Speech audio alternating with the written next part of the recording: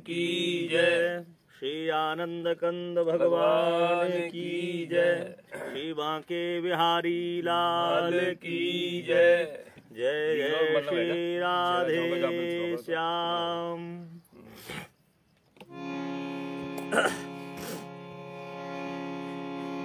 सच्चिदानंद रूपाय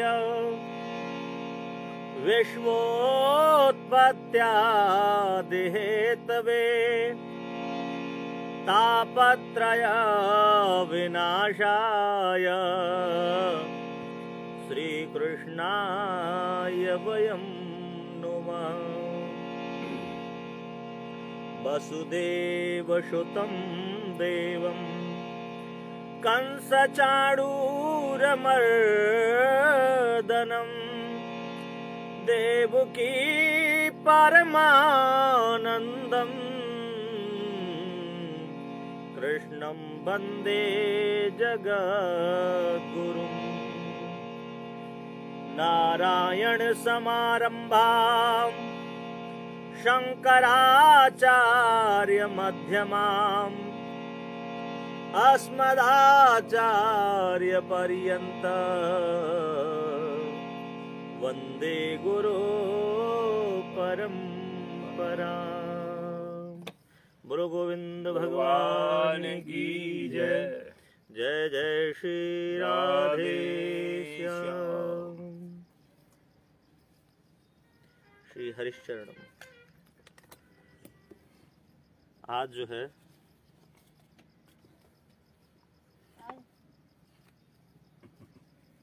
गई तृतीय स्कंद का और 11वां अध्याय है। हमारा कल 10वां अध्याय संपन्न हो चुका था और सृष्टि का जो उपक्रम था उसके बारे में हमने जो 10 सर्ग थे सृष्टि के, अर्थात 10 प्रकार की जो सृष्टियां हैं उनके बारे में हमने सुना था। और ये सब जो है मैत्रेय जी ने विदुर जी को बताया था। आज 11वां 11वां अध्याय है। तृतीय स्कंद बड़ा ही सुंदर है। और आज का जो संवाद है वो काल का निरूपण है, क्योंकि विदुर जी ने प्रश्न किया था कि आपने काल के विषय में चर्चा की थी, प्रभु वो काल क्या है? क्योंकि भगवान ने खुद की जागृति से पूर्व ही पहले काल का निरूपण कर दिया था, काल को जन्म दे दिया था। क्यों? तो आपने भी उस दिन प्रश्न किया था वो काल क्या है।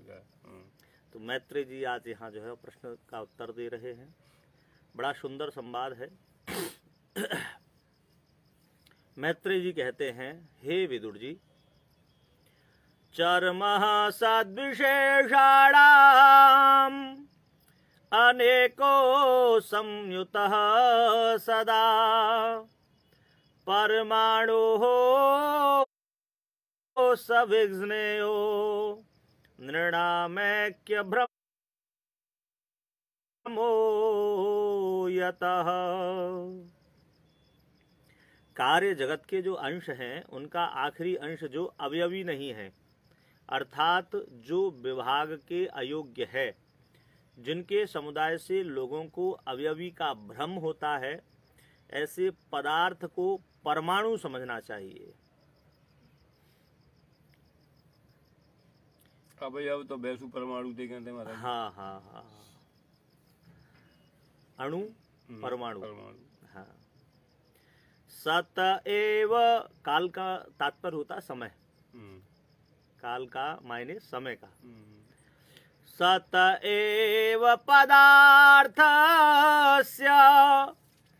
स्वरूपावस्थितस्य यत् कैवल्यं परममहान्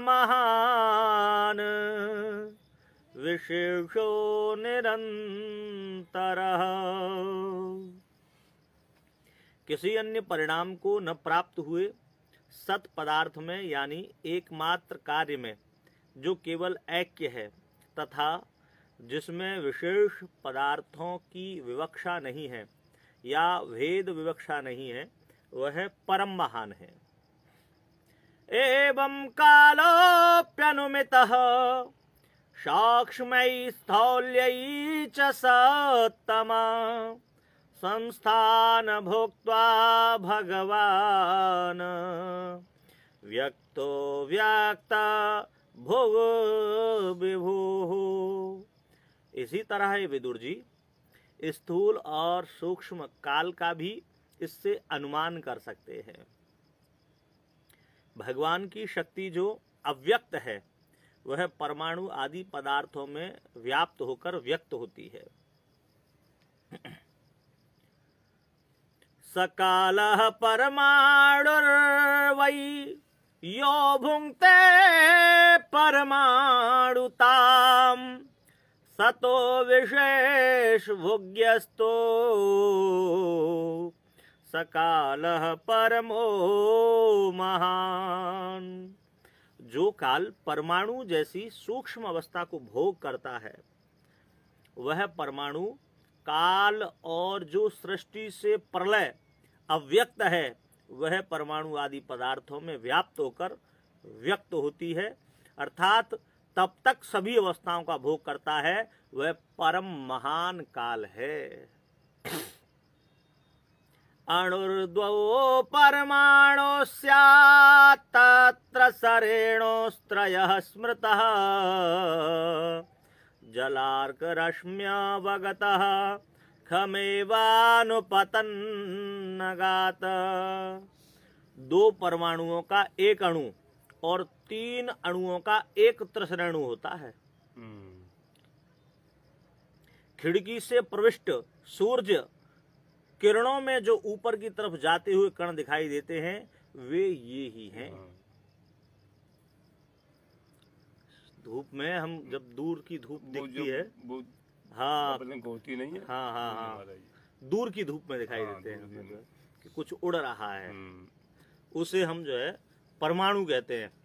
और अणुओं का समूह परमाणु बनाता है, मतलब अणु उससे भी छोटा होता है।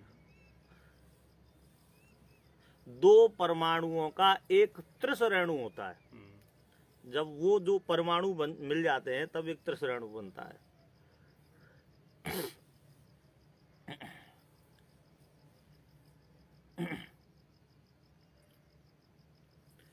त्रिसरेणुत्रकं भुक्ते यः कालः सः त्रुटिः स्मृतः शतभागास्तु वेदः स्यात् तैस्त्रिभस्तु लवः स्मृतः। तीन त्रिसरेणुओं को पार करने में सूर्य के प्रकाश को जितना समय लगता है उसे त्रुटि कहते हैं। ये ज्योतिष में आता है।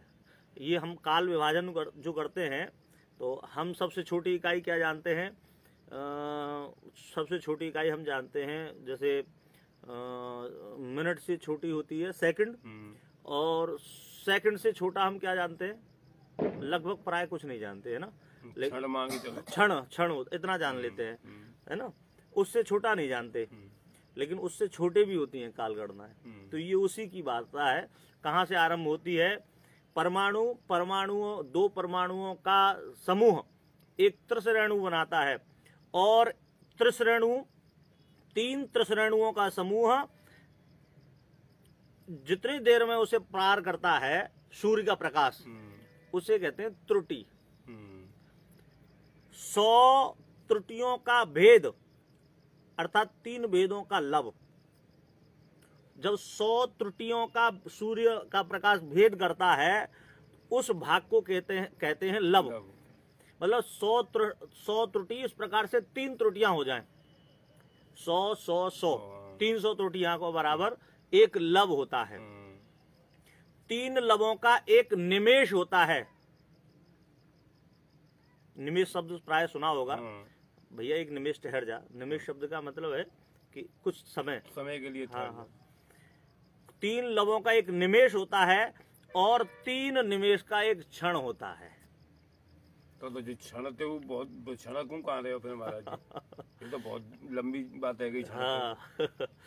3 निमेष का एक क्षण होता है, 5 क्षणों की एक काष्ठा होती है और 15 काष्ठाओं का लघु होता है, 15 लघु की एक नाड़िका होती है, 2 नाड़िका का एक मुहूर्त होता है, एक मुहूर्त, और 6 या 7 नाड़ियों का प्रहर या याम होता है। एक प्रहर जो होता है, हाँ, जिसे प्रहर भी कहते हैं, याम भी कहते हैं। शायद आपने ही ये समय के बारे में आज से 10-20 दिन पहले प्रश्न किया था, या और किसी ने, मुझे याद नहीं है, किसी ने पूछा, नहीं और किसी ने किया था कि महाराज जी ये समय क्या है। याम होते हैं निमेषस्त्रिलवोघ्नेया आमना तस्ते त्रयः क्षणः। ये उसने किया था, वो जो 3 बच्चे जो आए थे ना, जो भागवत वाले, उनमें से एक ने किया था ये प्रश्न जो है। क्षणान् पांच विदुः काष्ठां लघुता 10 पंच च लघुनि वै समाम्नाता 10 पंच च नाड़िका ते 2 मुहूर्तः प्रहरः षड्यामः 7 वा नृणाम्। 6 पल तांबे का पात्र जिसमें एक प्रस्थ जला सके,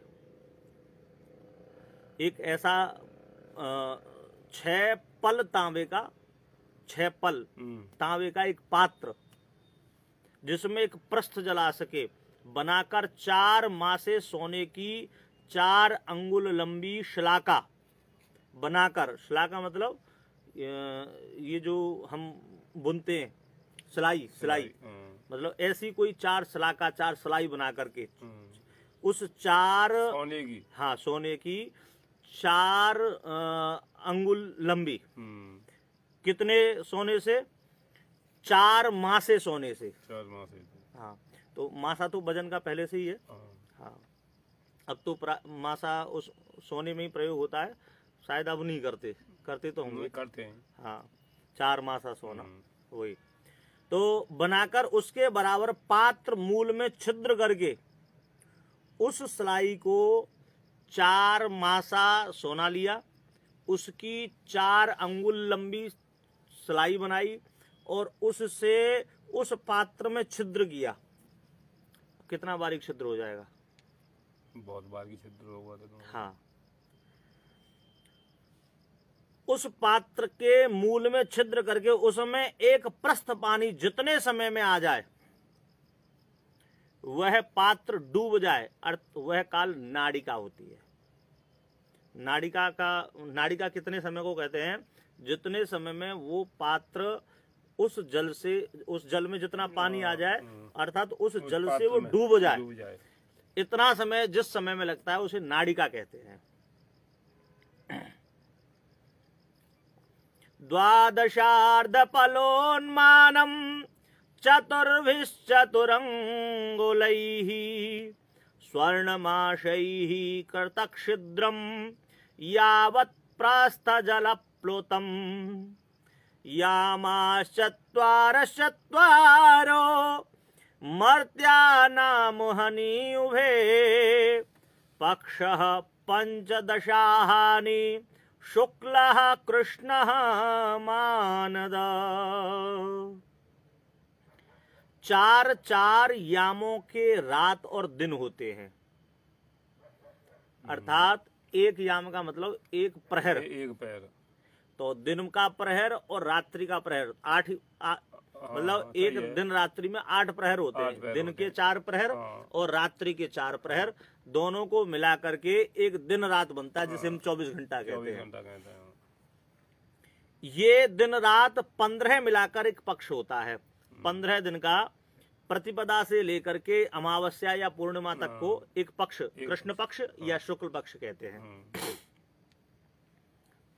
हे मानद, ऐसे पक्ष 2 होते हैं, एक शुक्ल पक्ष और एक कृष्ण पक्ष।